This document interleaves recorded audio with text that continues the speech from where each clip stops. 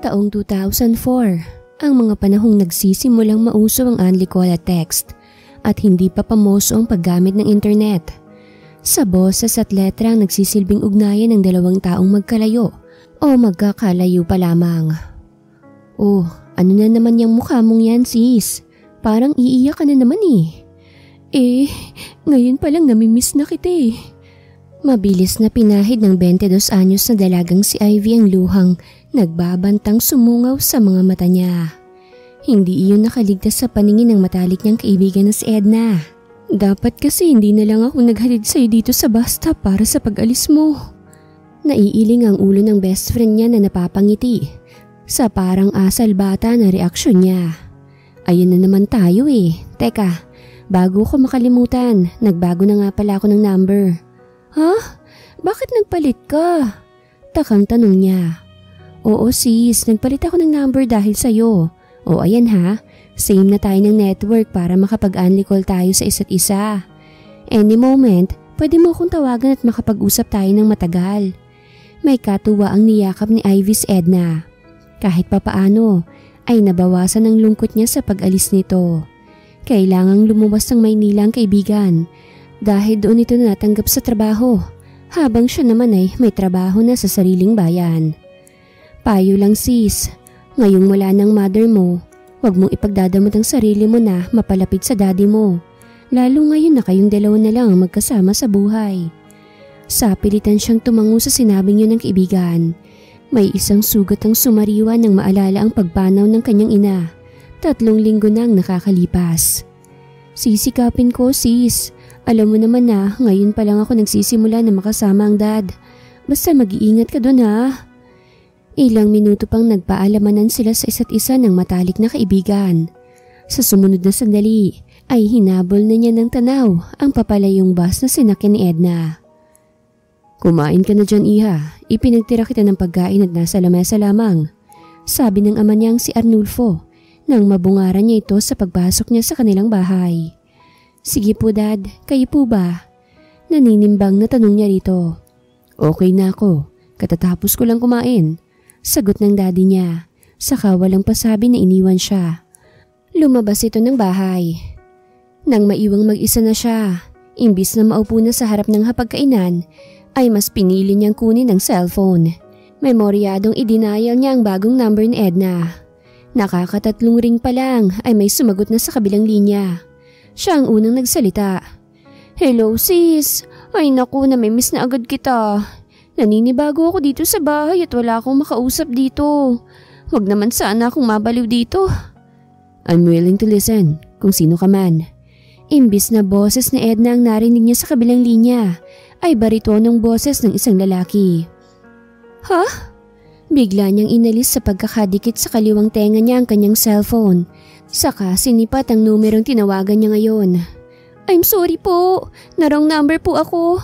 Halos pareho kayo ng number ng kaibigan ko eh. Nagkaiba lang sa last digit. Pasensya na po sa abala. At mabilis niyang kinansel ang tawag. Bumuntong hininga siya. Gutom na nga siya at mahina ng memorya niya. Inihanda niyang sarili para kumain ng pananghalian. Mamaya na lang niya tatawagan ng kaibigan. Sa gitna ng pagsubo niya ng pagkain, ay muling nagring ang cellphone niya. Isang tawag buhat sa numero na mali niyang naidial kanina. Hindi na siya nag-abala pang sagutin yon. Nang matapos ang pagring, isang text message ang natanggap niya sa parehong numero na binasa niya. Baka pwedeng makipagkaibigan sa'yo. Promise, I'm a good boy. Please? Sorry, hindi ako nakikipag-text sa hindi ko kilala eh. Hanap ka na lang ng iba. Reply niya. At hindi na niya pinansin ang mga sumunod pang text ng estrangherong numero. Sa sumunod pang mga araw, ay patuloy pa rin na nagtitext sa kanya ang nasabing numero. At paminsan-minsan ay tumatawag sa kanya na pawang dinidedma lamang niya. Madalas, nagpapadala ito ng forwarded quotes na kahit papaano na-appreciate niya. Baliwala dito kung hindi man siya nagre-reply. Linggo ng hapon, napaagang dating ni Ivy sa simbahan at patapos pa lang ang nagaganap na misa. Naisipan muna niyang maghintay sa patio, saka naupo sa concrete bench na naroroon. Nagring na naman ang cellphone niya dulot ng isang tawag. Sinadya na niyang sagutin ang nasabing tawag para makiusap sa sino mang may-ari ng makulit na numero. Pwede ba? Tigilan mo na ang pagte-text o pagtawag mo sa akin. Please lang. Masyado mo na akong naaabali. Sige, ipagpipray na lang kita na sana makahanap ka ng wiling makipag-iibigan sa'yo. At total magsisimba naman ako ngayon. Andito na ako sa simbahan eh. Talaga? Andito ka rin sa simbahan? Ang tugon ng lalaki sa kabilang linya. Andito rin ako sa labas. Naghihintay ako ng next mass. Kinabahan siya bigla. Eksaktong paglinga niya sa paligid ay napako ang tingin niya sa isang matangkad na lalaki na may kausap sa cellphone nito. Oo, sige na. Bye na. Stop disturbing me. Miss, wait lang. Bye na nga. Kapwa umalingaw-ngaw ang boses nila sa paligid. Tama nga na itong lalaki na ilang di pa lang ang layo sa kinaroroonan. Ang makulit na text ng text at tawag ng tawag sa kanya. Subalit luminga din ang lalaki at napadako ang tingin sa kanya. Nahalatang narinig ang boses niya. Lalo na, siya lang ang babaeng nakatambay sa patio. Mabilis siyang tumayo saka nagmamadaling naglakad papasok ng simbahan. Pero mabilis din na nilapitan siya ng lalaki. Hey miss, alam ko na ikaw yung kausap at ka-text ko. Please naman, usap muna tayo. Pagpigil ng lalaki sa kanya nang malapitan siya nito. Nakataas ang isang kilay na binalingan niya ang estranghero. Ano naman ngayon?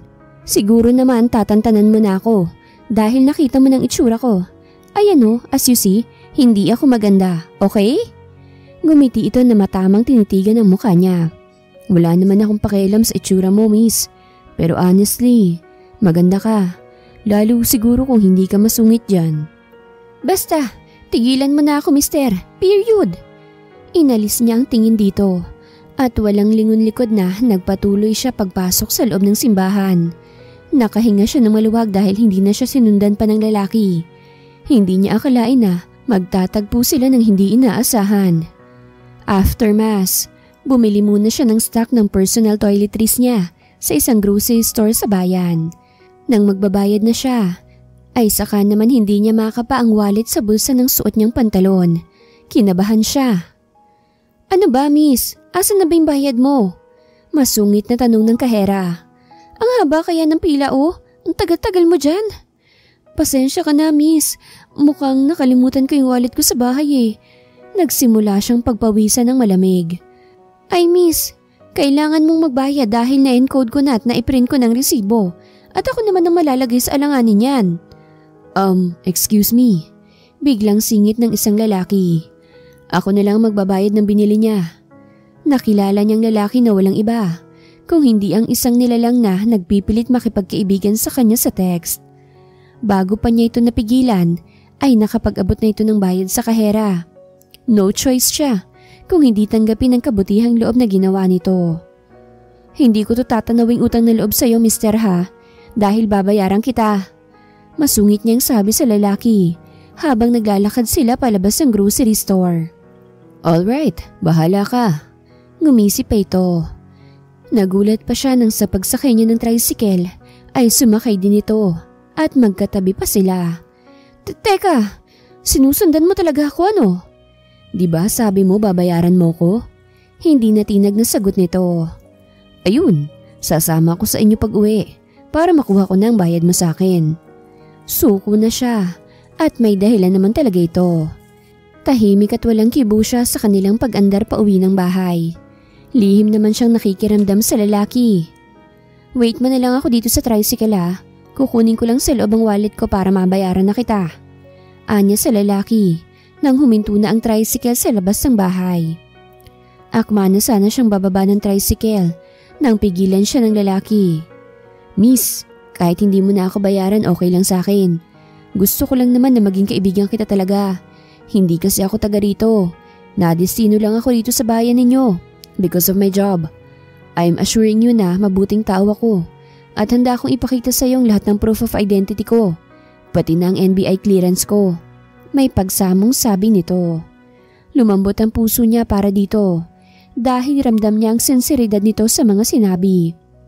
Pumayag siya na makipagkilala siya rito at nakilala niya ito bilang si Arwin. Naging magka-textmate sina Ivy at Arwin.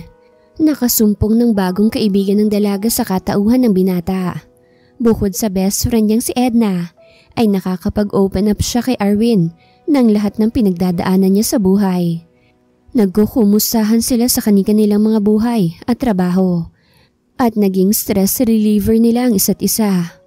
Paminsan-minsan, nagkikita silang dalawa kapag parehong hindi busy. Matanda ito ng 6 na taon sa kanya at isang single father. Namatay ang asawa nito sa panganganak at anak nito ay 10 taong gulang na nasa probinsya nito mismo at nasa pangangalaga ng mga magulang nito. Isang araw, nagising si Ivy sa tunog ng piano ng daddy niya sa kanilang sala. Curious siyang bumababuhat sa kanyang kwarto at napahikab ba siya? Napatda siya sa nasaksihan.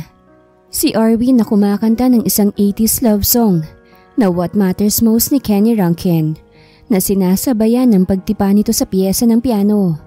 Maganda ang boses ng binata at napagtanto niyang may taglay pala itong kakisigan. May kaibigan ka pala na parehong marunong tumugtog ng piano saka kumanta. Akala ko, may i-stack na ng tuluyan ng piano na yan. Sabi ng daddy niya na nasa tabi na pala niya. Binalingan niya ang ama. Kanina pa po ba siya nandito? Oo, nagulat nga ako nang bigla siyang dumating dito sa bahay at hinahanap ka. Dahil mabait at magalang naman siya, pinatuloy ko na siya rito sa atin. Gigisingin sana kita kaso sinabi niya nahihintayin ka na lamang niyang magising. Napatango siya sa sinabi ng ama. Napatingin sa kanya si Arwin habang tuloy pa rin sa pagtugtog at pagkanta. Nagtagpo ang kanilang mga mata. Sa hindi malamang dahilan ay tila nagregudo ng tibok ng puso niya. Parang hinahaplos pa ng malamig na kamay ang dibdib niya. Nang matapos, nakasalo pa nilang mag-amang binata sa pagkain ng almusal. Halatang nakagaan ng loob ni Arwin ng daddy niya dahil panay kwentuhan ng mga ito. Nagsimula siyang makadama ng espesyal na pagtingin sa binata. Matagal na ba kayong magkakilala, Ivy? Tanong ng daddy niya na ang tinutukoy ay si Arwin. Kaalis lamang ng binata. May mumunting ka ba na tinugon niya ang ama? Almost 3 months na po kaming magkakilala, Dad. May problema po ba sa kanya? Wala naman. Sa katunayan nga, magaan ang loob ko sa batang yon. Malaki ang pasasalamat ko na naging kaibigan mo siya. Minasdan siyang mabuti ng daddy niya na sinundan ng pagbuntong hininga. Anak, alam ko at ramdam ko na malayo tayo sa isa't isa kahit pa magkasama tayo dito sa bahay. Aminado rin ako na hindi ko nakita ng ganap ang paglaki mo dahil sa mahabang panahon na pagtatrabaho ko sa ibang bansa para maitaguyod ko kayo ng mami mo noon. Sana, ngayong wala ng ina mo, maramdaman mo naman ang pagiging ama ko sa'yo. Gusto ko bilang magulang mo, maging bahagi ako ng lahat ng nangyayari sa buhay mo. Dad, I'm sorry po na naging malayo ang loob ko po sa inyo. Mangiyak-ngiyak na niyakap niya ng mahigpit ang ama. Nabuwag na ang pader na pumagitan sa kanila. Patuloy pa na naging malapit sa isa't isa sina Ivy at Arwin. Aminado ang dalaga na nahuhulog na ang loob niya sa binata. Ang best friend niyang si Edna ang nakakaalam ng nararamdaman niya. Sana nga Ivy siya ng lalaki para sa'yo. Kailangan ko lang palang umalis para matuto kang ma-in-love. Nanunod yung boses ng kaibigan sa kabilang linya nang katawagan niya ito sa cellphone.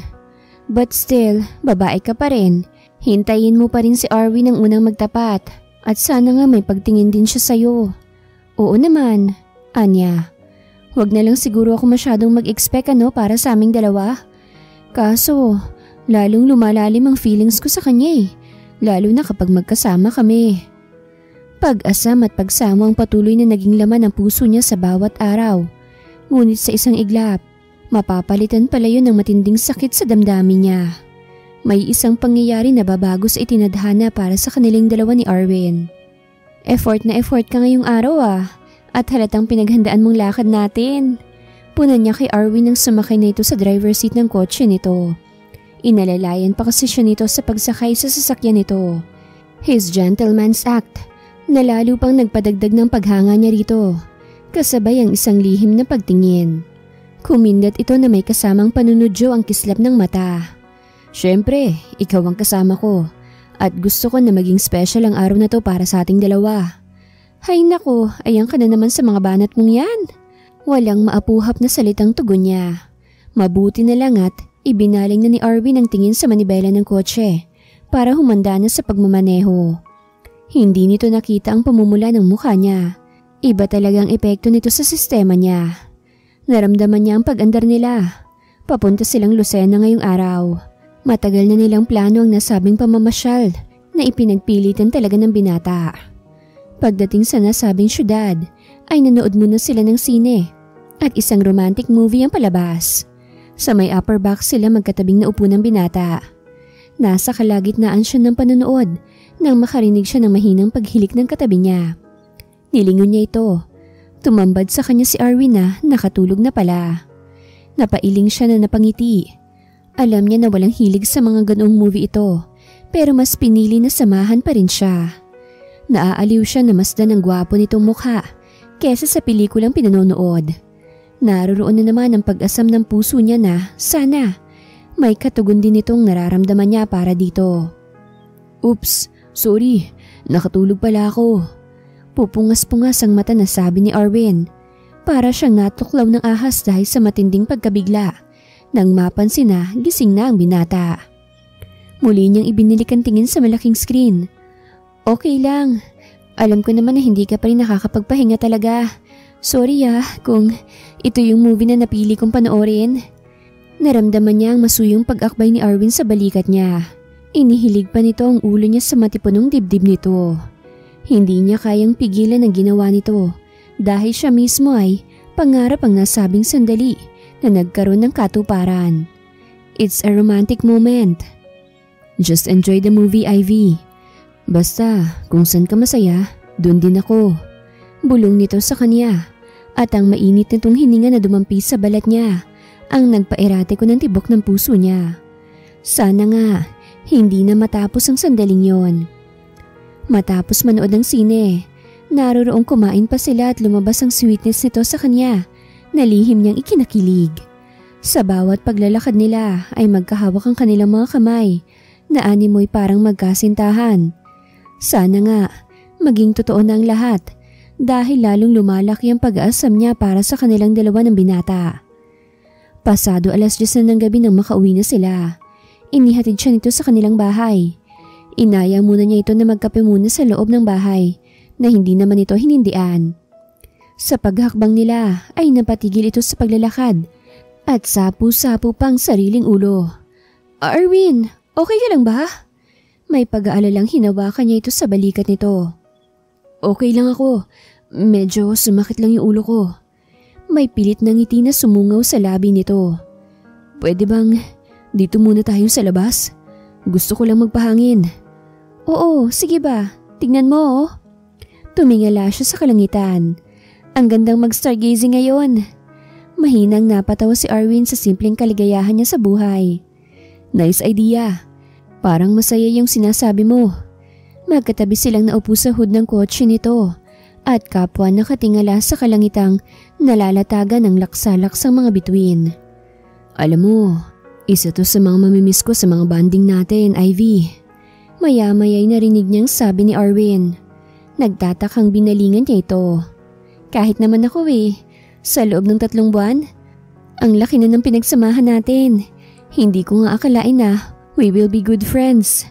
Dati-rati ang suplada ko tang sungit ko pa sa'yo. Nakita niya ang mapait na ngiti na gumuhit sa labi ng binata. Kinabig nito ang mukha niya paharap dito. Sana, yung mga ngiti mong yan, Ivy, nandyan lang palagi kahit wala na ako sa tabi mo. Sana marami kang source of happiness aside sa akin. Grabe ka naman magsalita.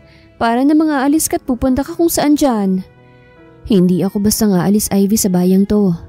Dito, nagkaroon ako ng lugar. Pati na ang puso ko. Nagrigodo na naman ang tibok ng puso ko. Ito na yata ang sandaling hinihintay niya. Ang magtapat sa kanya si Arwin. Sana nga na totoo na pareho sila ng nararamdaman sa isa't isa. Lihim siyang napakross fingers. Ganon din naman ako Thanks for coming into my life.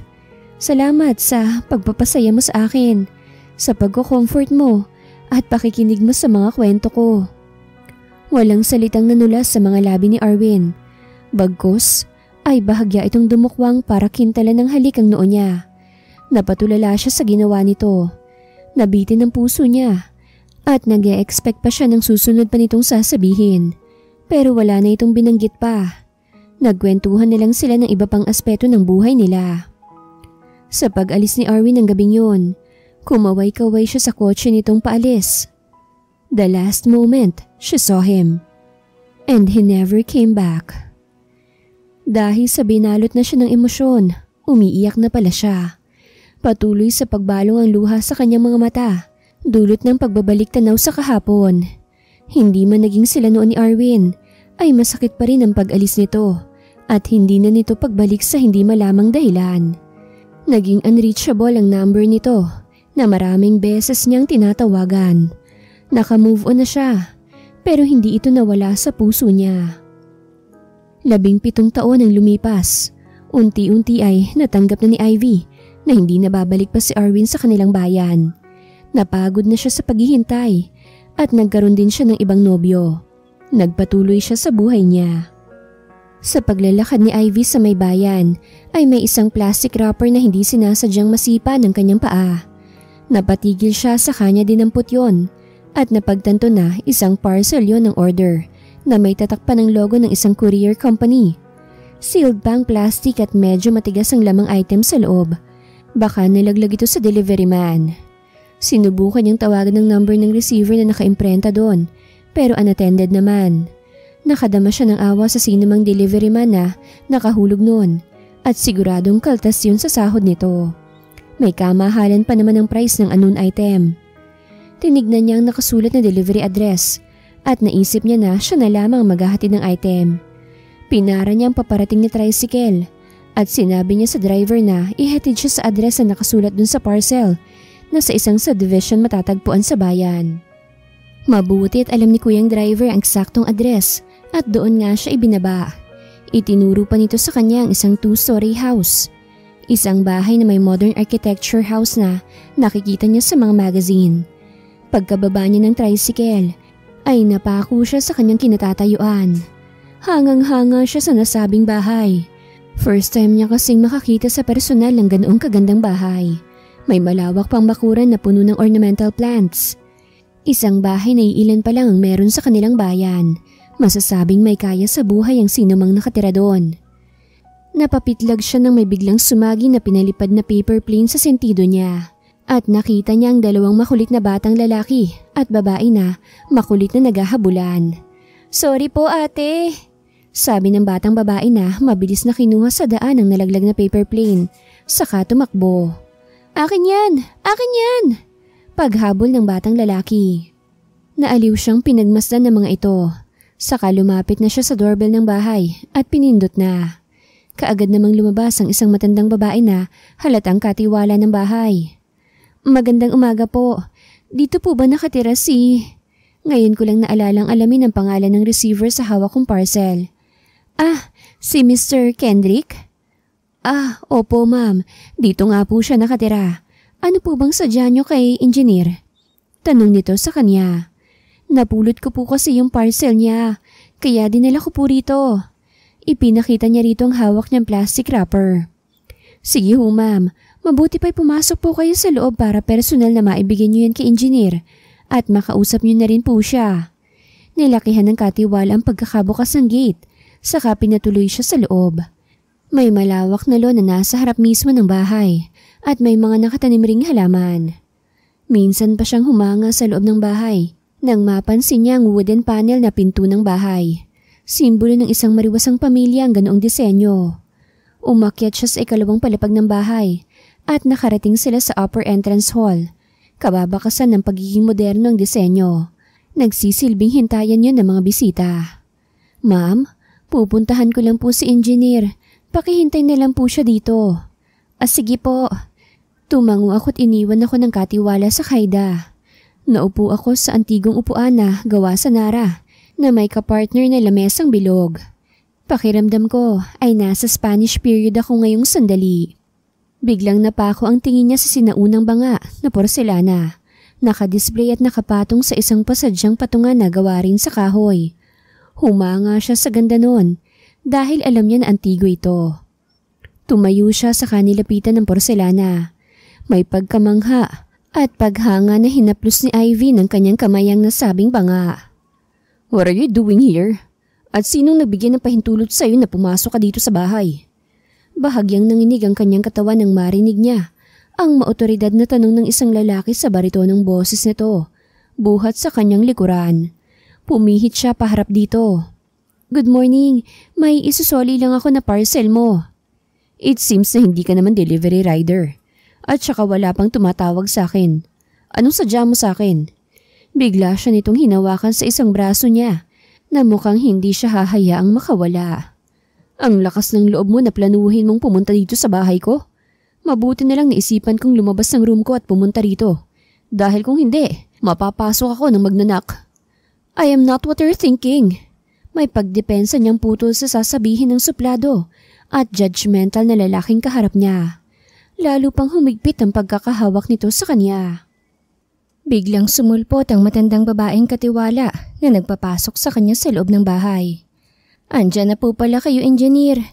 Galing po ako sa office niyo pero wala po kayo doon.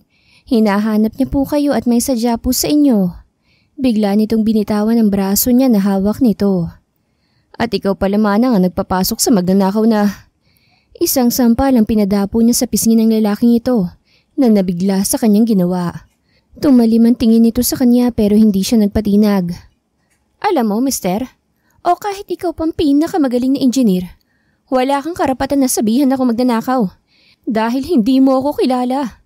Nagpunta lang ako dito sa inyo para dalhin kong napulot kong parcel mo na supposedly i-deliver sa'yo para ikaw nang kumontak sa courier to report the incident. At wala akong intensyong pagnakawan ka. Lalo na yung porselanang banga mo." Inihagis niya rito ang hawak nitong plastic wrapper. Saka walang lingon likod na tinalikuran niya ito. Iniwan niya itong napatulala. This time ay nagpupuyos na siya sa galit. Napasobra naman yata siya ng paggawa ng kabutihang loob sa ibang tao.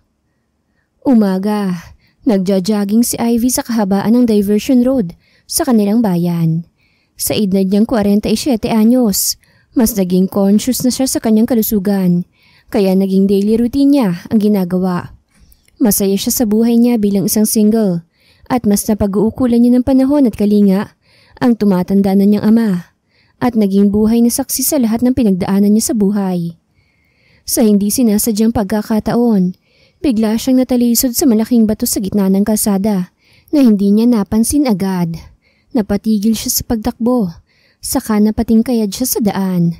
Sumigid ang matinding kirot sa bukong-bukong niya. Pilit siyang tumatayo pero hindi niya magawa dahil mas lalong tumitindi ang sakit na nararamdaman niya sa injured niyang paa. Nag-worry pa siya nang makita niya sa likuran niya ang isang paparating na kotse. Magiging instant human barrier pa siya. Mga ilang metro na lang ang layo ng kotse sa kanya nang tumigil ito. Bumukas ang pinto noon at bumaba ang isang may katangkarang lalaki. "Miss, alam mo bang nakaharang ka rito sa kalsada? At alam mo bang ginagawa mo?"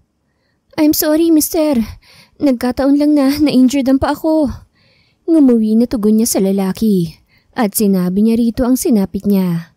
Bigla niyang nakilala ito. "Ikaw?" Ang kaharap niya ngayon ay ang masungit na lalaking pinaghatiran niya ng napulot niyang parcel. Naalala niya ang last encounter nila. Nilabanan niya ang mumunting kaba sa harap ng presensya nito. Buhat sa masungit na ekspresyon ng mukha nito, ay kumislap ang mga mata nito sa recognition. Halatang nakilala rin siya nito. "So, ikaw pala." Nito na lumambot ang ekspresyon ng mukha nito. "Allow me to help you." Magsasalita pa sana siya nang lumapit ito sa kanya. Akma sanang bubuhatin siya nito pero pinigilan niya ito. Teka mister, ano binabalak mo ha? Hindi mo na ako kailangang tulungan at baka masama pa sa loob mo." Minsan pang naalala ni Ivy kung paano nito minasama ang ginawa niyang pagmamagandang loob noong isang araw. "I'm here to help you, miss. Isasakay na kita sa sasakyan ko para madala kita sa pinakamalapit na klinik. Huwag mo sanang masamain. And I'm sorry sa inasal ko sa'yo. Thank you sa pagdadala mo sa bahay ng parcel ko." Sa may pagsamang titig nito sa kanya, ay lumambot ang puso niya.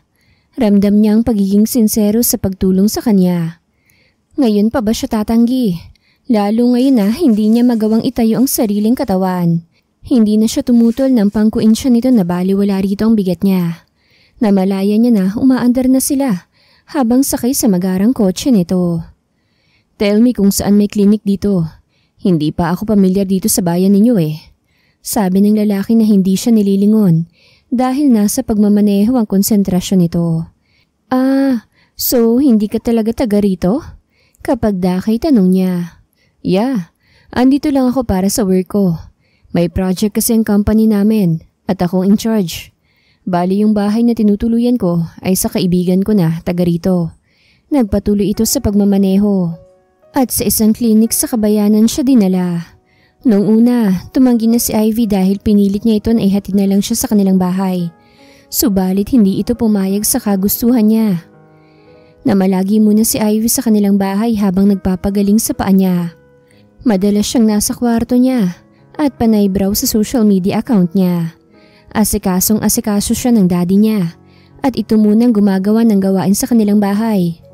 Napataas ang isang kilay niya nang may magpadala sa kanya ng friend request na isang lalaki. May mumunting kaba sa dibdib niya nang mabasa ang pangalan nito. Kendrick Buencamino.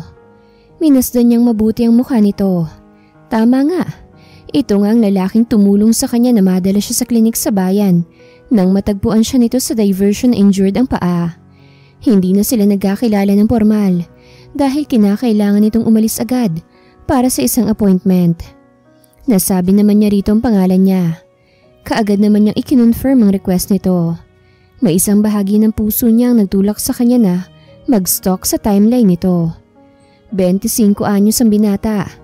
Sa patuloy niyang pag-scroll, ay may isang video dito ang umagaw ng atensyon niya. Pinanood niya yon. Ang video nito na kinunan sa sarili kung saan nagigitara ito, saka kumakanta. Napansin niya na gwapo pala si Kendrick. Gustong-gusto niyang nangungusap nitong mga mata. Nagsimula itong kumanta ng isang awitin na may isang bahagi ng kahapon niya, ang nasaling. Kinakanta nito ang isang pamilyar na awitin, ang What Matters Most. Someone reminded her that song.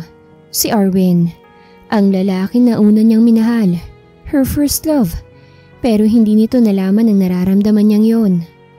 Grand opening ng restaurant na partnership nila ni Ivy at Edna. Natutuwa silang magkaibigan na dinagsa ng tao ang bagong bukas nilang negosyo. Matagal ng plano yon, na sa wakas ay nagkaroon ng katuparan. 5 months ago, nag-resign na si Ivy sa dating trabaho niya. Kaya siyang in charge sa business operation ng kainan. Ikaw sis ha, no offense lang ha. May bala ka pa ba mag-asawa o magpapakatandang dalaga ka nilang talaga? Tanong ni Edna sa kanya na sadyang binago ang topic ng pag-uusap nila buhat sa negosyo. Matipid siyang ngumiti. At may age right now? Mabuti na lang nilagpasan ko ng pressure sa ganyang tanong. Come what may na lang. Kung may darating man tanggapin. At kung wala, okay lang din. Mahirap magpilit kung wala naman talaga. Baka mapunta lang ako sa maling tao. Alam mo, may point ka rin sis. Kaya ako lang naman natanong baka kako hindi ka pa nakaka-move on kay Arwin. Ano ka ba naman sis? Ang tagal-tagal na nun no? Napatawa siya. Sinubukan ko namang magmahal ng iba diba? Tinanggap ko pa nga yung proposal nung isa. Pero sa mismong araw ng kasal namin, iniwan pa rin niya ako. Kaya tinatanggap ko ng magiging future ko. Kung sakaling na mag-isa lang ako sa buhay. Even her own father ay pinaalalahanan na sana magkaasawa siya dahil matanda na ito.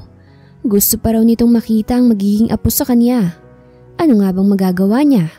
Mukhang mailap si Mr. Right sa kanya. Tinapik siya ng kaibigan sa balikat.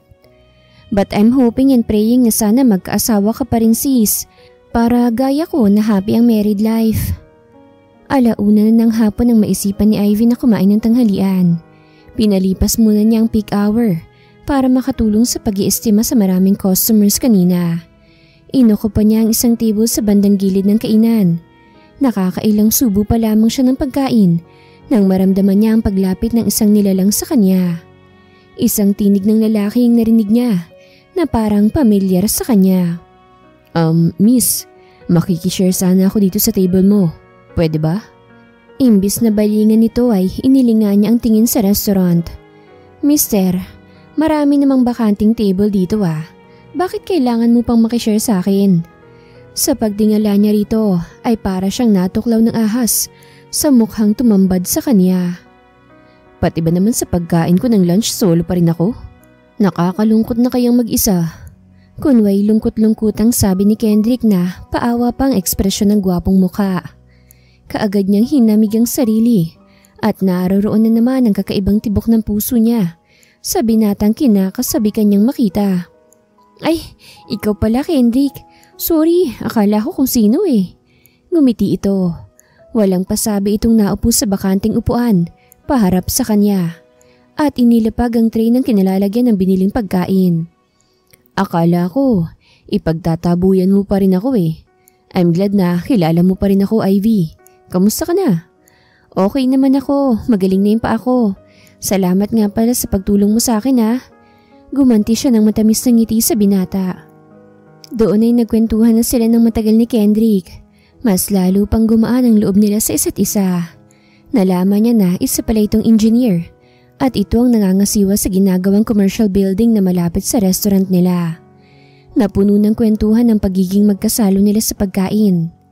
Sa paglipas ng araw ay patuloy pa silang napalapit sa isa't isa. Naging madalas ang pagkain nito sa restaurant at kapag wala siyang ginagawa ay kakwentuhan niya ito. Sa gabi naman, pagka-uwi niya, ay kachat niya ang binata. May pagkakataong lumalabas din silang magkasama. Sweet and caring ito sa kanya. Ano naman ngayon kung iniwan ako ng fiancé ko sa mismong araw ng kasal namin? Kaya ko namang maging masaya nang wala siya. Muling nilagok ni Ivy ang lamang tekila sa hawak niyang baso. Minsan pa niyang inalala ang isa sa masakit na bahagi ng kahapon niya. Pangatlong order niya na yun sa counter ng bagong bukas na bar sa bayan na kinaroroonan niya ngayong gabi. Nasanay na siya sa gumuguhit na init sa lalamunan niya, dulot ng alak na iniinom niya. Dahil nakadama siya ng pagkabagot sa gabing yon, kung kaya naisipan niyang magtungo sa nasabing bar. Mas pinipili niyang mag-isa dahil kapag ganoong nagiinom siya, ay pinipili niyang mag-emote at alalahanin ang mga nangyari sa buhay niya sa nakaraan. Bumuntong hininga siya. Makakahanap pa nga kaya siya ng tamang lalaki sa buhay niya sa edad niyang yun? Yung makakasama niya habang buhay at bubuo ng isang kumpleto at isang pamilya. Cheer up, Ivy. Piliin mong maging masaya ngayong gabi. Udyok pa ng isang bahagi ng utak niya. Muli siyang umorder ng tequila at parang tubig lamang na ininom yon. Ngayon lamang niya naranasan ang uminom ng sobra. Dahil sa pagtama pang lalo ng iniinom niyang alak, ay kung ano-ano pang iniisip niya. Naging liberated na ang takbo ng isip niya. Alam mo, Ivy, bago mo piliin na magpakatandang dalaga, dapat matikman mo muna ang luto ng Diyos. Pili ang sabi ng isang bahagi ng isip niya. Naalala niya na sa edad niyang yun ay virgin pa rin siya at nangako siya sa sarili na ibibigay ang sarili sa lalaking pakakasalan niya. Subalit naging madamot ang kapalaran sa kanya. Sa gabing to ay nais na niyang baliin ang goal niyang yon. Eksaktong pagbaling niya sa isang sulok ng bar ay napako ang tingin niya sa isang lalaki na solong nagiinom din. Halatang kanina pa ito sa bar dahil sa 3 bote ng alak na nakapatong sa okupadong table nito. Naisipan na niyang tumayo para lapitan ang nasabing estranghero. Hi, mukhang nag-iisa ka lang yata ah.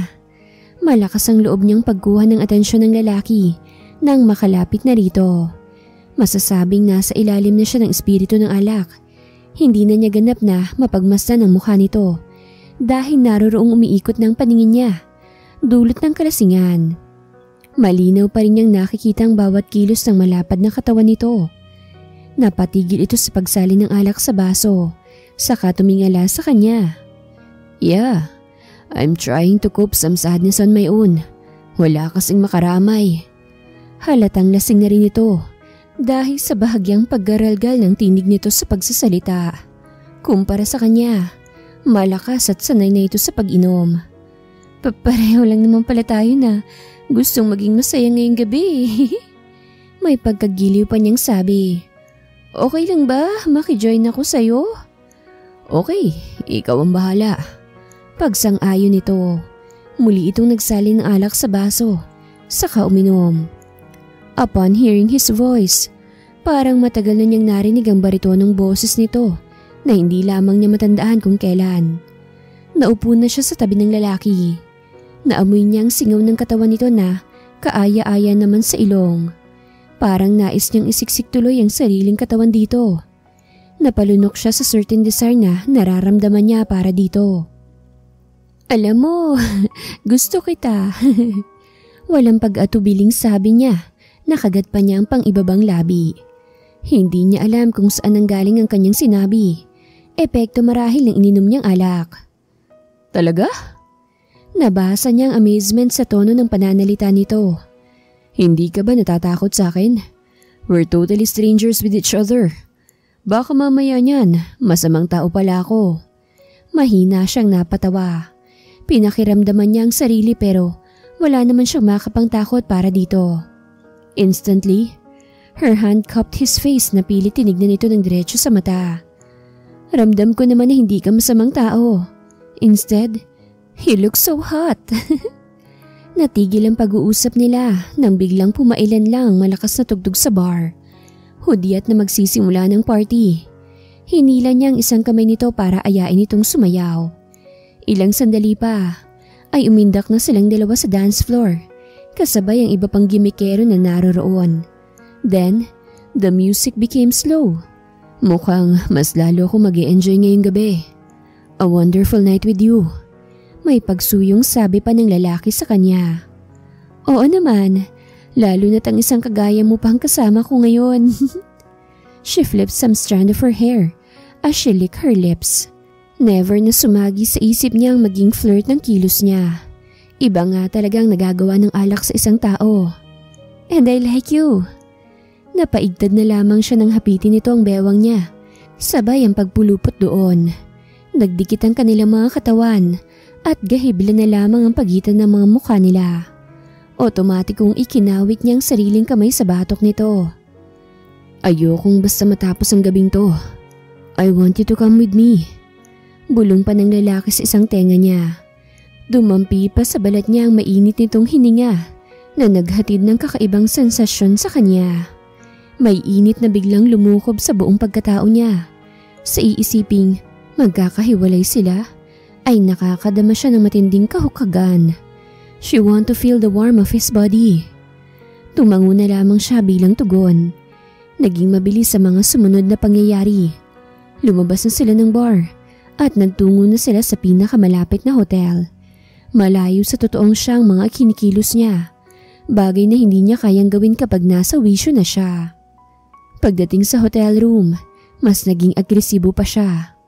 Bago pa ito makahuma, ay kusa na niyang tinawid ang nalalabing pagitan ng mga labi nila. Maya-maya pa ay tumugon na rin ito ng halik. Sa isang iglap ay naipagkaloob niyang sarili sa hindi nakilalang lalaki. Kendrick? Hindi makapaniwalang tanong ni Ivy nang magising siya kinabukasan. Nakasiping niya ang binatang engineer. Parehong nasa ilalim ng kumot ang mga katawan nilang hubad. Hindi niya akalain na ito pala ang lalaking inakit-akit niya sa bar dahil sa kalisingan niya. Nagising na rin si Kendrick sa kapupungas-pungas na tumingin sa kanya. Gising ka na pala, Ivy. Lalo pa siyang nagulat dahil tila alam nito ang mga pinagagagawa niya kagabi sa bar. Alam mo na ako pala ang kasama mo kagabi at nadala mo dito sa hotel? Nakangising tumango ito. Yeah, kaya nga magkasama tayo ngayon. Actually, nag-enjoy akong kasama ka at hindi ako nakaligtas sa charm mo. Huwag kang mag-alala dahil handa namang kitang panagutan kung ano man ang namagitan sa atin. Mariin siyang umiling. Parehas tayong consenting adult, Kendrick, at wala kang dapat ng panagutan sa akin. Ginusto ko naman yung nangyari at ako ang naunang mag-initiate. Naramdaman niya ang pumumula ng mukha niya dahil sa hiyang nadarama niya sa harap ng binatang kasama. Pero Ivy, hindi akong lalaki na basta nalang babaliwalay ng nangyari sa atin dahil akong nawala ng kontrol sa sarili ko. Giit pa rin ito. Forget about it, Kendrick. Huwag kang maging guilty sa nangyari. Pagpupumilit niyang sabi, hindi siyang ideal na babae para dito dahil unang-una, malaki ang agwat ng kanilang edad. Tsaka parang hindi yata siya ready sa May-December affair. Natahimik na lang ito at saka napunta sa malalim na pag-iisip. Kasalukuyang nasasaksihan ni Ivy ang kasal ng kanyang pamangkin na si Clea. Nagaganap ang seremonya sa pamosong simbahan sa kanilang bayan. Kung tutuusin, ayaw niyang dumalo sa mga ganoong selebrasyon dahil may masakit na bahagi ng kahapon ang nasasaling sa alaala niya. Nangako kasi siya kay Clea na dadalo sa kasal nito ngayon. "Calm down, Ivy," sabi niya sa sarili. Pero kinuha niya ang isang panyo sa pouch niyang daladala. Ramdam niya ang pangingilid ng likido sa mga mata niya. Alam niya sa isang sandali ay babalong na ang luha niya. Hanggang sa sumapit na nga sa profession of vows ang wedding ceremony. May mga rolyo ng pelikulang nagsimulang maglaro sa alaala niya. Sa ganoong eksena ng kasal ay may bigla siyang naaalala. Ramdam niya ang paghiwa ng hapdi sa puso niya at hindi na niya makakayang napapanood na eksena. Pasimple siyang tumayo mula sa pagkakaupo saka nagmamadaling lumabas ng simbahan. Ikinubli niya ang sarili sa may malalaking puno ng akasya sa patio. "Ano ba naman yan? Ang tagal nang nangyari nun pero affected pa rin ako." Naiinis niyang sabi sa sarili. Do'y hindi na niya napigilan ng pagsambulat ng emosyong nadarama. Malaya nang dumaloy ang mga luha sa mata niya na kanina pa niyang pinipigilan. Hinanap niya ang panyong hawak-hawak niya kanina pero hindi na niya makita pa. Baka nabitawan niya sa pagmamadali niyang makalabas ng simbahan kanina. Nasaan ba kasi yung lintik na panyo na yun eh? No choice tuloy si Ivy kung hindi ipampahid ang sariling kamay sa mga luha na hindi maampat sa pagdaloy. Naroroong napapahagulgol na siya dahil damang-dama niya ang sakit ng kahapon. "Gamitin mo muna itong panyo ko," sabi ng boses ng isang lalaki mula sa likuran niya. Sa paglingon niya rito ay nakita niya si Kendrick. May iniaabot itong panyo sa harap niya. "Andito ka rin pala. Sinusundan mo ba ako, ha?" Kastigo niya sa binata sa gitna ng mahina niyang pag-iyak. Matapos ang one-night affair nila, ay sinikap niya itong maiwasan. Naging awkward na ang pakiramdam niya sa tuwing makikita ito. Ngayon na lamang ulit sila nagkita. "Nope, napadaan lang talaga ako dito. And then, nakita nga kita." Sa pagkakataong yun ay kusa na itong lumapit sa kanya at ito na mismong nagpahid ng luha sa mga mata niya. Akmang iiwas sana niyang mukha sa panyong hawak nito pero hindi na niya napigilan si Kendrick at hinayaan na lamang niya ito. "Pasensya na kung naabutan mo akong nagdadrama ngayon ha." Anya nang matapos na itong pahira ng mga luha niya. Tila gumaan ang pakiramdam niya sa pagdating ng presensya nito. "Feel free to share it. Handa akong makinig sa iyo, Ivy." Sinserong saad nito. She saw the fondness in his eyes. Tumango siya at iginiya niyang maupurin ito sa isang bench na nasa ilalim ng puno. Tinabihan nga siya ni Kendrick. 5 years ago, dapat ikakasal na ako eh." Paninimula niya. Kasunod ang pagbuntong hininga. Sinariwa niya ang isang bahaging yun ng nakaraan niya. Dumating naman si Roland sa church at nagsimula naman ang wedding ceremony. Pero nung magpalitan na kami ng I do, ay masuyong hinawakan ni Kendrick ang balikat niya dahil nararamdaman nito na bibigay na naman ang damdamin niya. Kita sa gwapong mukha nito ang matamang pakikinig sa kanya. Inamin niya sa akin na may iba siyang mahal at hindi niya ako kayang pakasalan. Napaiyak siyang muli sa mga sandaling yon. Tandang-tanda ko pa nga kung paano niya ako iniwan sa mismong araw ng kasal namin eh. Alam mo ba? Akala ko si Roland nang para sa akin. Pero hindi pala. I'm sorry to hear that. Malay mo, mas may deserving pala na ibang lalaki sa'yo. May pagko-comfort na tugon ni Kendrick. Pinahid niya ang nalabing luhas sa mga mata niya, saka mahina siyang napatawa. Stop na ako sa ganyang thinking eh. Baka deserve ko talagang tumandang mag-isa. Na baka hindi talaga ako sa pag-aasawa. Ivy, huwag kang magsalita ng tapos. At malay mo isang araw, Dumating ng lalaki na makakasama mo forever. Matamis pa itong ngumiti. Walang forever, Kendrick. Sa mga kagaya ko na nalipasan na ng panahon, at least ikaw at your age may darating pa para sa'yo. Hindi ka pati mahihirapan na makahanap ng magmamahal sa'yo dahil gwapo ka at may maganda kang trabaho. Iyan ang madalas sabihin ng iba kong kakilala. Pero ako naman, kung sinong magugustuhan ng puso ko, handa akong i-pursue. Minsan panalihim na humanga si Ivy sa binatang kasama niya ngayon. Kung pareho nga lang ang age bracket nila, ay wala siguro siyang pag-aalinlangan na magkakagusto siya kay Kendrick. At sana nga, ideal talagang mamahalin mong babae, yung deserve sa pagmamahal na kaya mong ibigay sa kanya. Tanging nasabi niya dahil na rin sa nararamdaman niyang paggaan ng dibdib niya. Tila pinawi nitong nadarama niyang sakit mula sa nakaraan. Napapitlag si Ivy nang biglang hawakan ni Kendrick ang isang kamay niya. May isang favor sana ako sa'yo, kung okay lang naman sa'yo. Ano naman yun? Medyo kinakabahang tanong niya. Can we start our friendship? Yung hindi mo na ako iiwasan. Kumislap ang pagsamo sa mga mata nito. Yung nangyari sa atin last night. Sige, kalilimutan ko na yun. Basta wag mo na akong layuan, Ivy. Nakadama naman siya ng guilt nang ipaalala nito sa kanya mga ginagawa niyang pag-iwas.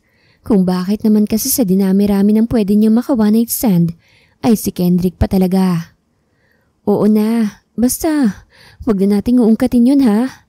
Isang nanunumbok na tingin ang ibinibigay niya rito. A gentle warning for him. Promise. Itinaas pa nito ang kanang kamay. Lalo pang tumamis ang ngiting nakapinta sa labi nito. Nang sumunod na linggo ay birthday ni Kendrick. Pinili nito na magkaroon ng celebration sa bahay na tinutuluyan nito sa kanilang bayan. Hindi na muna ito umuwi sa hometown nito. As usual, naroroon siya dahil alam niyang magtatampo sa kanyang binata kapag hindi siya umattend. Kasama rin niyang umattend ang kaibigan niyang si Edna. Mga pili lang ang bisita ni Kendrick. Mga kasamahan nito sa trabaho at ilang kaibigan. I still remember the day na sinampal mo ko. Sabi ng binata nang maalala ang first encounter nila. Nakasunod kasi ito sa kanya habang kumuha siya ng mga handa nitong pagkain. Nilingon niya ito pero kaagad din siyang nagbawi ng tingin. Paano naman kasi? Ang sungit na at ang judgmental mo nun, Engineer Buen Camino. Tumawa itong muli. At least, sinampal mo ko ng katotohanan. And you even steal my heart. Muli siyang napatingin sa binata. Huh? Anong ibig mong sabihin? May ninakaw ba ako sa'yo? Umiling ito na napapangiti at tila nasukol ang itsura. Wala. Mabuti pa. Kumain ka na muna. Saglit siyang iniwan ni Kendrick at muli siyang nagbalik ng salas. Tumabi siyang muli kay Edna na abala rin sa pagkain. May kumakanta rin sa videoke. Sa pagpunta ni Kendrick ay kinantsawan nito ng mga bisitang katrabaho na kumanta. Go na go naman si Kendrick at kaagad na nag-select ng kanta. Hanggang sa hawak na nito ang mikropono. This song is dedicated to the special girl in my life now. Hindi niya malaman kung nananadya ba si Kendrick at sa gawi pa niya tumingin. Naging erratiko ang tibok ng puso niya at naging slow-mo ang mga tingin niya sa bawat galaw ng binata. At kumanta na nga ito. Sa pangalawang pagkakataon, narinig niya itong kumanta ng What Matters Most. Naalala pa niya ang nasabing kanta. Naalala niya ang unang lalaki na unang minahal niya. Ngunit sa pagkantang yun ni Kendrick, ay wala nang hatid na sadness sa kanya yon. But there's an unexplainable happiness in her heart. Hindi maikakaila ni Ivy sa sarili na unti-unti nang nahuhulog ang loob niya kay Kendrick. Ngunit naroroon ang malaking pag-aalinlangan niya. Walang katiyakan kung may katugon din ba mula rito ang kanyang nararamdaman. 12 years ang pagitan ng edad nila sa isa't isa. Alam niya na kailangan habang maaga pa ay supili na niyang damdamin para sa binata. Open siyang magkaroon ng karelasyon sa lalaking mas bata sa kanya. Pero ang tanong, si Kendrick ba'y handa siyang mahalin sa kabila ng mas matanda siya rito? Ang pagring ng cellphone niya ang nagpabalik sa kanya sa realidad. Isang tawag ang natanggap niya. Pangalan ni Kendrick ang nakarehistro sa screen. Nagtaka siya na tinatawagan siya nito ng ganoong oras ng gabi. Mas nanaig ang kagustuhan ng puso niya sagutin ito. Hello Kendrick, napatawag ka yata. Salamat at gising ka pa, Ivy. May gusto sana akong sabihin sa'yo. Bahagyang garalgal ang boses ng binata sa kabilang linya. Teka, parang lasing ka yata ah. Nakainom ka ba? Bahagya itong napatawa. Oo, pero konti lang nainom ko. Pampaantok lang, Ivy. Kasi ikaw hindi ka napapagod sa pagtakbo sa isip ko. May pagka-corny man ang hugot na yun ni Kendrick, pero may isang bahagi ng puso niya ang nais magdiwang. Ha? Nagtaas siya ng kilay kahit hindi nakikita ang kausap. Ano bang pinagsasasabi mo? Ang mabuti pa itulog mo na yan. Ivy, I just want to tell you na gusto kita. Gustong gusto kitang mahalin. Derechahang pag-amin ni Kendrick. Gusto niya magbuni sa narinig sa sinabing yun na binatang itinatangi ng puso niya. Ngunit nananaig ang agam-agam sa dibdib niya. Pero Kendrick, seryoso ka ba sa sinasabi mo? Alalahanin mo, malaki ang agwat ng edad natin. Baka nasasabi mo yan dahil lasing ka. At bukas, limot mo na. Sabihin mo na kung pinagtitripan mo ko. Alam kong sinasabi ko, Ivy. Sige, bukas, hintayin mo ko at pupuntahan kita. Sasabihin ko sa iyong sinabi ko sa iyo tonight. Wait for me. Sumunod niyang narinig sa kabilang linya ang pagbagsak ng isang bagay na sinundan ng mahinang hilik ng binata.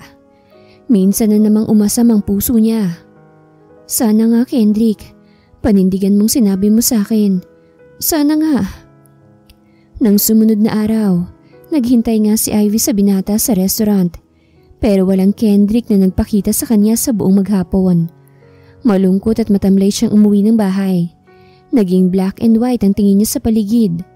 Nangihina siyang napaupo sa sofa at napunta siya sa malalim na pag-iisip. Marahil, natauhan si Kendrick sa sinabi nito kagabi. Malabong maging sila. Masakit pero kailangan niyang tanggapin. Nagawi ang tingin niya sa lumang photo album sa ilalim ng mesita. Dinampot niya yon, saka marahang binuklat ang bawat pahina. Nakita ang mga lumang pictures ng kanilang pamilya, kung saan buhay pa ang mami niya. Sa muling pagbuklat pa niya, nakita niya ang lumang picture na kasama niya si Arwin. Ngayon na lamang niya namasdan ang nasabing larawan. There was a nostalgic smile on her lips. Salamat nga pala, Arwin. Anya na hinahaplos ang mukha ng lalaki sa picture. Dahil ikaw naging first love ko. Hindi man naging tayo noon, naramdaman ko kung papaano ang magmahal at mahalin. Kung sana nga nakabalik ka lang, siguro may chance tayong dalawa. At hanggang ngayon, iniisip ko pa rin kung ano bang nangyari sa'yo. Ngayon naman na umiibig akong muli, pero parang hindi pa rin siyang lalaki para sa akin. Natigil siya sa pagkausap sa picture ni Arwin nang marinig niyang mahinang pagkatok sa pinto ng kanilang bahay. Dali-dali siyang nagpahid ng luha at basta nalang iniwan sa sofa ang nakabukas na pahina ng photo album. Nagtungo siya sa pinto para pagbuksan ng sino mang kumakatok at baka daddy niya yon. Ibang tumambad sa kanya pagkabukas niya. Ang lalaking laman ng isip at puso niya. Kendrick? Parang pangangampusan ng hininga na sambit niya sa pangalan ng binatang kaharap niya ngayon. Naging erratic ang tibok ng puso niya. Pasensya na, Ivy, kung ngayon lang ako nakapunta sa'yo. Nagka-problema kasi sa site na kinakailangan ko munang ayusin. Para nga pala sa'yo. Iniabot nito sa kanya ang punpun ng mga pulang rosas. Tila nakalutang ang paas sa alapaap na tinanggap niya ang mga nasabing bulaklak. Salamat nga pala sa mga ito. Akala ko nga nakalimutan mo na akong puntahan. May palabra de honor ako, Ivy. Kung anong sinabi ko gagawin ko. Tulad ng sinabi ko last night. I am here para patunayan ko yun sa'yo. Excited siya, saka biglang nailang. Ang mabuti pa pumasok muna tayo sa loob. Iginiya niya ang binata patungo sa salas. Pinaupo niya ito sa sofa. Aalisin na sana niyang nakabukas na photo album pero naunang kunin yun ni Kendrick. Saka matamang minasdan ng mga picture doon. Puno ng kuryosidad na binalingan siyang muli nito. Sinong lalaking kasama mo rito sa picture? Naupo siya. Si Arwin yan. At ikinuwento niya kay Kendrick ang nakaraan nila ni Arwin na pinakinggan naman ng una. I see. Ngayon alam ko na kung bakit. Si Kendrick na nagpahid din ng luha sa mga mata nito. Pagdakay kinuha nito ang cellphone sa bulsa at may hinanap sa nasabing gadget. Small world, Ivy. Hindi ako makapaniwala.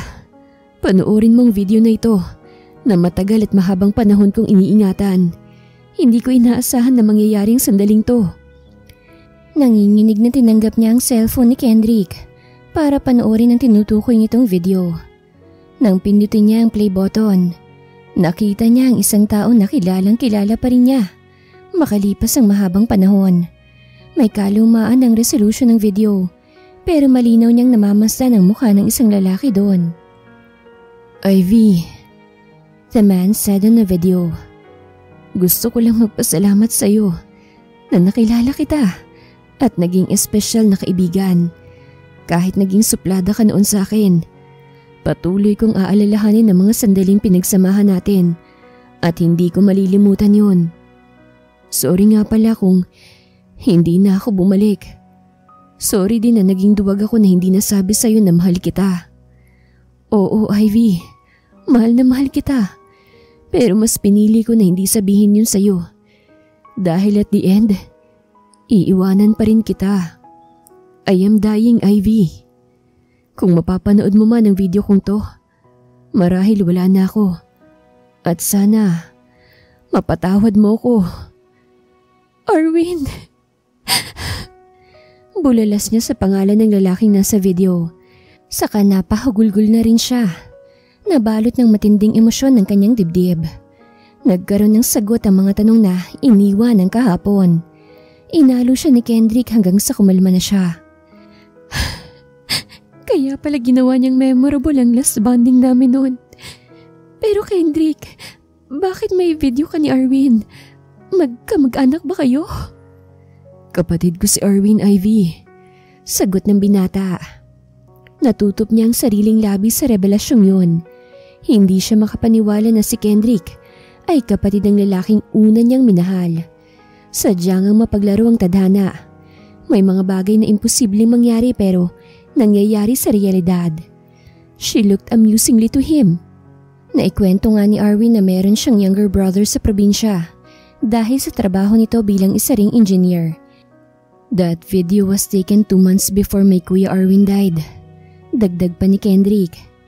Namatay si Kuya 15 years ago because of aneurysm. Hindi ko akalain na matatagpuan kong babaeng kinikwento niya lagi noon sa akin na mahal na mahal daw niya. At minahal ko na pala ngayon. At ikaw yun, Ivy.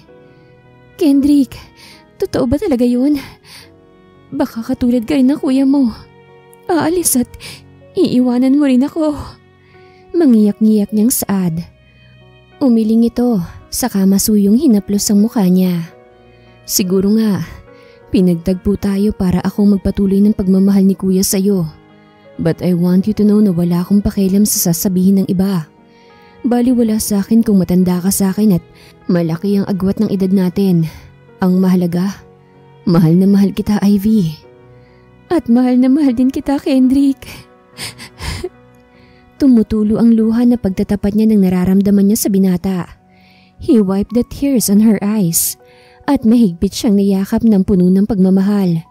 Si Arwin ang unang simula na nagtapos na sa kahapon. At si Kendrick na huling simula niya na magpapatuloy na magmamahal at mamahalin niya at magiging kasama niya sa pagtanda. Sa kinaroroonan ni Ivy ngayon, hindi man literal na nakikita ng mata niyang nagaganap sa loob ng simbahan, pero nararamdaman niya ang kaganapan. Alam na alam niya ang paglalakad ni Edna bilang kanyang maid of honor sa mahabang aisle na may nakalatag na carpet. Habang naghihintay sa may bandang unahan si Kendrick kasama ang mga magulang nito. Ganoon nga marahil siguro ang buhay. May mga bagay na kailangang pakawalan at isakripisyo para sa ikakaayos ng lahat. Sa una, parang hindi nakikiayon sa gusto ng tadhana ang lahat. Pero sa bandang huli ay may mas magandang plano na nakatakdang mangyari. Tumutugtog na ang isang magandang wedding song sa loob ng simbahan sa salong ng violin at piano. Sinundan yun ang live na pagkanta ni Kendrick habang hinihintay nitong makalapit ang bride nito. Kasalukuyang kinakanta nito ang awiting Beautiful in White. Napapaiyak na siya sa nasabing sandali pero pinipigilan niya hanggang sa ganap nang ibinukas ang pintuan na nasa loob ng simbahan na pansamantalang humarang sa kanya para magkaroon ng thrill ang pagsama niya sa entourage. Pinahakbang na siya para lumakad na sa aisle at na-focus ang tingin sa kanya ng lahat ng bisitang naroroon. Siya lang naman ang magandang bride sa kasalang yon at tanging hinihintay ni Kendrick sa may altar. Mahina pa siyang napaiyak dulot ng kaligayahan nang kumantang muli ang groom niya. Mabuti na lang ay may hawak siyang puting panyo na pamahid ng luha. Nagkaroon sila ng formal na relasyon ni Kendrick. Wala pang 2 buwan ng pagiging magkasintahan nila ay nag-propose na agad ito sa kanya. At ngayon nga ang araw ng kanilang kasal. Nasa kalahatian na siya ng kahabaan ng aisle ay sinamahan na siya sa paglalakad ng kanyang tatay patungo sa altar. Ganap na silang nakarating sa unahan at ipinagkatiwala na siya ng ama niya kay Kendrick. Napipiyok na sa pagkanta si Kendrick dulot ng mahinang pag-iyak. Lalo na nang kunin na nito ang kamay niya. Ang choir nang nagpatuloy sa pagkanta habang sila ni Kendrick ay magkasamang humarap sa altar. Nagsimula ng wedding ceremony na magbibigay daan para ganap na silang maging mag-asawa. Ang masayang sandali ng buhay niya ay magsisimula na nang hawiin na ng asawa niya ang veil sa mukha niya. Kasabay ang paggawad ng halik sa labi niya ay nagkaroon ng masigabong palakpakan sa paligid. Hanggang ngayon, parang panaginip pa rin sa akin ang lahat. Isa ka sa magandang pangarap na natupad sa buhay ko, Han. Sabi niya kay Kendrick na asawa na niya ngayon. Start na ng forever natin, Ivy. Sa araw na ito, in the next 20 years, bubuo tayo ng pamilya at magtataguyod sa ating mga anak hanggang makatapos sila ng pag-aaral at makapagtrabaho. At nakikita kong kasing gwapo mong anak natin ay kakasal din pagdating ng araw. Mas advanced na perception niyang sabi sa pagiging mag-asawa nila. Her husband smiled na puno ng paghanga at pagmamahal sa kanya. And our future daughter as well na iyahati din natin sa mapapangasawa niya. And I know, tulad mo ngayon, she will be also in Beautiful in White. For the two of us, home isn't a place. It's a person, and we are finally home. Wakas.